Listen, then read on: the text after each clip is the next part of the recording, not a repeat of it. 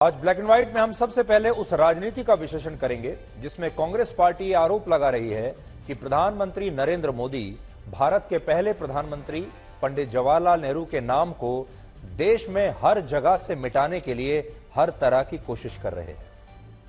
आज दिल्ली में Nehru memorial museum and library का नाम औपचारिक रूप से बदलकर prime ministers memorial museum and library कर दिया गया है और यह बात कांग्रेस पार्टी को बिल्कुल पसंद नहीं आ रही है। यानी नेहरू का नाम हटाकर अब इस संग्रहालय और इस लाइब्रेरी में प्रधानमंत्री का नाम डाल दिया गया है और वो देश का कोई भी प्रधानमंत्री हो सकता है।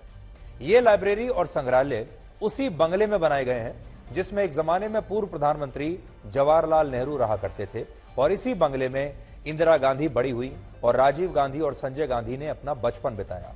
लेकिन इसका नाम बदलने के बाद अब कांग्रेस पार्टी का यह कहना है कि यह सब कुछ पंडित नेहरू की स्मृतियों और उनका नाम मिटाने के लिए किया जा रहा है और इसके पीछे प्रधानमंत्री मोदी की अपनी सोच है।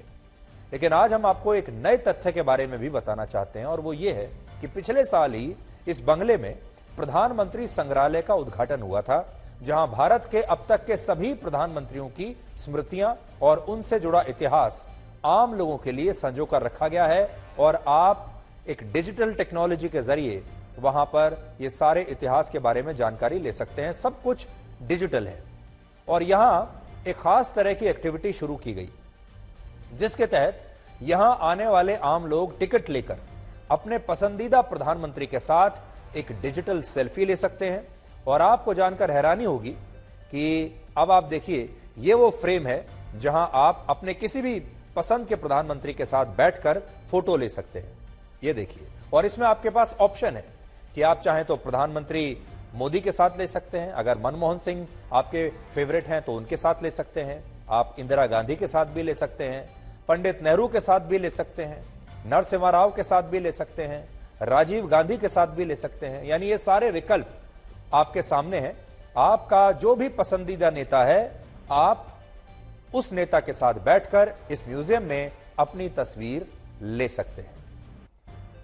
अब आप ये जरूर जानना चाहेंगे कि भाई ये बताइए कि अब तक आम जनता में से सबसे ज्यादा किस नेता के साथ लोगों ने तस्वीर खींची है। तो आपको जानकर हैरानी होगी कि यहां आने वाले 90% लोग वो हैं जो टिकट लेकर भारत के मौजूदा प्रधानमंत्री नरेंद्र मोदी के साथ ये डिजिटल सेल्फी लेते हैं या ये तस्वीर लेते हैं। 90% लोगों ने प्रधानमंत्री मोदी के साथ अपनी फोटो खींची। इसके बाद दूसरे नंबर पर इंदिरा गांधी हैं जिनके साथ सबसे ज्यादा लोगों ने फोटो खींची और बाकी के पूर्व प्रधानमंत्रियों के साथ लोग जो वो हैं वो उनका नंबर बाद में आता है। यानी कांग्रेस पार्टी तो ये कह रही है कि प्रधानमंत्री मोदी पंडित नेहरू की विरासत को नष्ट करना चाहते हैं, लेकिन इस संग्रहालय में आने वाले देश के 90% आम लोग, ये सारी आम जनता है, ये किसी पार्टी के कार्यकर्ता नहीं है, 90% आम जनता प्रधानमंत्री मोदी के साथ ही ये डिजिटल फोटो लेना चाहती है। यहां बड़ी बात यह है कि आज जिस भवन को पंडित जवाहरलाल नेहरू की विरासत से जोड़ा जा रहा है, असल में उस भवन का इतिहास ब्रिटिश हुकूमत और भारत की गुलामी से जुड़ा हुआ है। ब्रिटेन की कैम्ब्रिज यूनिवर्सिटी लेकर चलते हैं जहां मुरारी बापू की रामकथा के कार्यक्रम में ब्रिटेन के प्रधानमंत्री ऋषि सुनाक शामिल होने के लिए आए और उन्होंने अपने भाषण की शुरुआत जय सिया राम के नारे के साथ की। ये खबर उन लोगों के लिए है जिन्हें कई बार अपने हिंदू होने पर गर्व नहीं होता, जो ये बात छुपाना चाहते हैं कि वो हिंदू हैं, सार्वजनिक तौर पर ये बताने में उन्हें शर्म आती है कि वो एक हिंदू हैं। लेकिन ऋषि सुनाक जब वहां आए तो उन्होंने जय सिया राम कहा और कहा कि उन्हें अपने हिंदू होने पर गर्व है। क्या कहा ऋषि सुनाक ने, क्योंकि ऋषि सुनाक ब्रिटेन के प्रधानमंत्री हैं लेकिन हिंदू भी हैं और प्रैक्टिसिंग हिंदू हैं। देखिए क्या कहा उन्होंने। Jai Siya Ram. Bapu, I'm here today not as Prime Minister, but as a Hindu.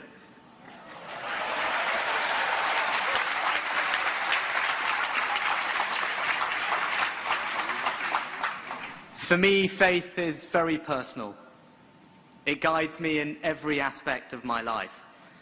Being Prime Minister is a great honour, but it is not an easy job. There are difficult decisions to make, hard choices to confront. And our faith gives me courage, strength, and resilience to do the best I can for our country. For me, it was a wonderful and special moment to light diyas for Diwali outside 11 Downing Street back when I was Chancellor. ऋषि सुनाक हिंदू समुदाय से आते हैं और बड़ी बात यह है कि वो एक ऐसे नेता हैं जिन्होंने भारत के नेताओं की तरह अपने धर्म को कभी शर्मिंदगी का विषय नहीं माना है।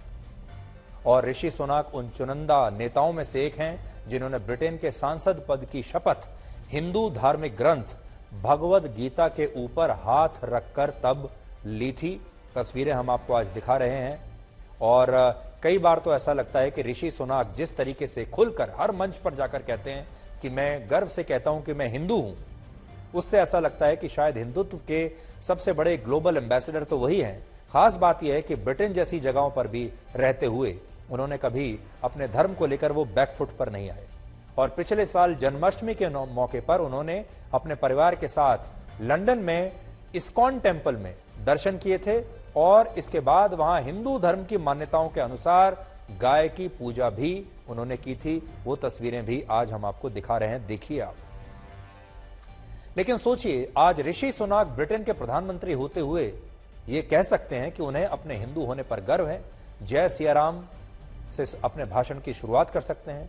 लेकिन भारत में अगर कोई नेता ऐसा कह दे तो उसे सांप्रदायिक मान लिया जाता है। भारत में जो नेता तिलक लगाकर जाते हैं, हिंदू संस्कृतियों को अपनाते हैं, तो कई बार उन्हें कह दिया जाता है कि आप तो सांप्रदायिक हैं, आप सेकुलर नहीं हैं, आप धर्मनिरपेक्ष नहीं हैं और आप एक कट्टरपंथी हिंदू हैं। इसलिए भारत की राजनीति बड़ी अजीब सी हो गई है, जहां नेता अपने धर्म को लेकर भी अब अक्सर बैकफुट पर रहने लगे। तो ऋषि सुनाक ने ऐसे सारे नेताओं को अपने हिसाब से अपनी एक केस स्टडी के तौर पर संदेश देने की कोशिश की है। और जो हो गया उसे सोचा नहीं करते और जो मिल गया उसे खोया नहीं करते। हासिल उन्हें होती है सफलता जो वक्त और हालात पर रोया नहीं करते।